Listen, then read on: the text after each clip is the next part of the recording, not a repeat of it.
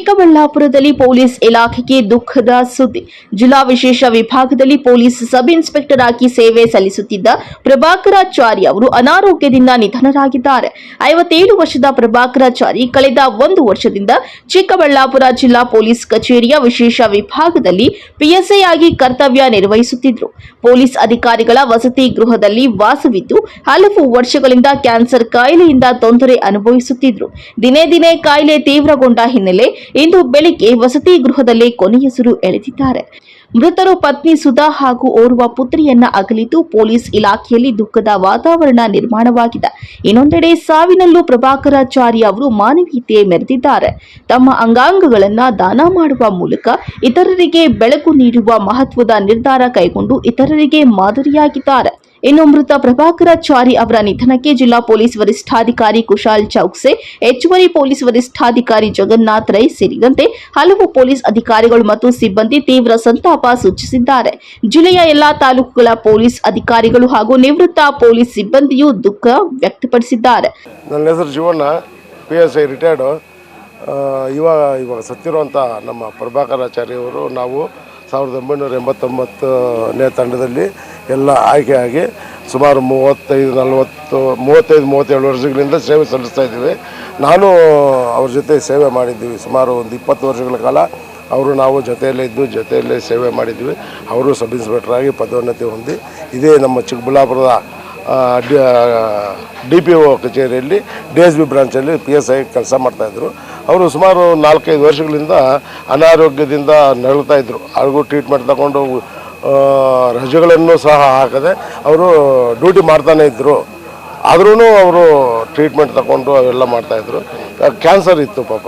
ಅವರು ಕ್ಯಾನ್ಸರಿಂದ ಬಳಲಿ ಇವತ್ತು ಬೆಳಿಗ್ಗೆ 8:45ರಿಂದ 9 ಗಂಟೆ ಸಮಯದೊಳಗೆ ತೀರ್ಕೊಂಡಿದ್ದಾರೆ. ಅವರು ಅವ್ರ ಮಗಳು, ಒಬ್ಬಳೆ ಮಗಳು, ಅವರು ಅವರ ಶ್ರೀಮತಿಯವರು ಇಲ್ಲೇ ಇದ್ದಾರೆ. ಅವರು ಮಗಳು ಮತ್ತು ಶ್ರೀಮತಿಯವರು ಒಪ್ಕೊಂಡು ಅವರ ಅಂಗಾಂಗಗಳನ್ನು, ಯಾವುದೇ ಕೆಲಸಕ್ಕೆ ಬರೋ ಎಲ್ಲ ಅಂಗಗಳನ್ನ ದಾನ ಮಾಡೋಕ್ಕೆ ಸಿದ್ಧರಿದ್ದಾರೆ. ಅವರ ದೇಹವನ್ನು ಸಹ ಮೆಡಿಕಲ್ ಕಾಲೇಜಿಗೆ ಕೊಡೋದಕ್ಕೆ ಸಿದ್ಧರಿದ್ದಾರೆ. ಆ ಡಾಕ್ಟ್ರುಗಳು ಒಪ್ಕೊಂಡ್ರೆ ಮಾತ್ರ ಅವರು ಕೊಡೋದಕ್ಕೆ ಎಲ್ಲ ರೆಡಿ ಆಗಿದ್ದಾರೆ. ಈ ಸದ್ಯಕ್ಕೆ ನೇತ್ರದಾನ ಮಾಡಿದ್ದಾರೆ. ನೇತ್ರಗಳನ್ನ ಅವ್ರು ತಗೊಂಡಿದ್ದಾರೆ. ಅದನ್ನು ಅವರು ಬೇರೆಯವ್ರಿಗೆ ಯಾರಿಗಾದರೂ ಹಾಕ್ಕೋಬೋದು. ಅದಕ್ಕೆ ಇವ್ರದ್ದು ಅಭ್ಯಂತರ ಏನಿಲ್ಲ. ಒಳ್ಳೆ ಮನುಷ್ಯ, ನಮ್ಮ ಜೊತೆಗೆ ಒಡನಾಟವಾಗಿ ನಮ್ಮ ಎಲ್ಲ ಸ್ನೇಹಿತರ ಅಣ್ತಮ್ಮಂದಿರ್ತಾರೆ, ಸ್ನೇಹಿತರ ಥರ ಇರಲಿಲ್ಲ. ನಾವು ಅಣ್ಣತಮ್ಮರ ಥರ ಜೀವನ ಮಾಡಿಕೊಂಡು ಎಲ್ಲ ಖುಷಿಯಾಗಿದ್ವಿ. ಇವತ್ತು ಬೆಳಗ್ಗೆ ಈ ಥರ ಆಗಿದೆ. ನಾವು ವಿಷಾದಿಸ್ತೀವಿ. ಈ ಶಕ್ತಿಯನ್ನು ಶಕ್ತಿಯನ್ನು ದೇವರು ಅವ್ರ ಕುಟುಂಬಕ್ಕೆ ನೀಡಲಿ ಅಂತೇಳಿ ನಾನು ನನ್ನ ಕಡೆ ಸ್ನೇಹಿತ ಕಳ್ಕೊಂಡಿದ್ದೀರಾ, ಎಷ್ಟು ದುಃಖ ಆಗಿದೆ? ನಮಗೆ ಭಾರಿ ದುಃಖವಾಗ್ತಾ ಇದೆ. ನಮ್ಮ ಅಣ್ಣ ತಮ್ಮಂದನ್ನು ಕಳ್ಕೊಂಡಷ್ಟು ದುಃಖ ಇದೆ ನಮ್ಮಲ್ಲಿ.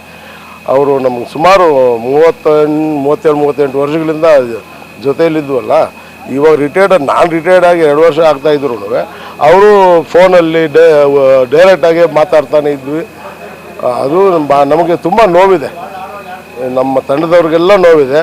ಆ ನೋವನ್ನು ಭರಿಸುವಂಥ ಶಕ್ತಿ ದೇವರು ಎಲ್ಲರಿಗೂ ನೀಡಲಿ ಅಂತೇಳಿ ದೇವರಲ್ಲಿ ಪ್ರಾರ್ಥನೆ. ಅಂಗಾಂಗಗಳು ದಾನ ಮಾಡಿದರೆ ಇನ್ನೊಬ್ಬರಿಗೆ ಪ್ರೇರಣೆ ಆಗಲಿ ಅಂತಾರೆ. ಅಂಗಾಂಗಗಳು ದಾನ ಮಾಡಿದ್ದಾರೆ. ಅವರ ಶ್ರೀಮತಿಯವರು ಒಪ್ಕೊಂಡಿದ್ದಾರೆ, ಹಾಗೂ ಅವರ ಮಗಳು, ಒಬ್ಬಳೇ ಮಗಳು, ಅವರು ಒಪ್ಕೊಂಡು ಅಂಗಾಂಗಗಳೆಲ್ಲ ಯಾವುದೇ ಅಂಗಾಂಗ ತಗೊಂಡ್ರು ಅವ್ರ ಅಭ್ಯಂತರ ಇಲ್ಲ ಬರ್ಕೊಟ್ಟಿದ್ದಾರೆ. ಇವು ಸದ್ಯಕ್ಕೆ ನೇತ್ರದಾನ ಮಾಡಿದರೆ ನೇತ್ರ ತಗೊಳ್ತಾ ಇದ್ದಾರೆ. ಇಷ್ಟು.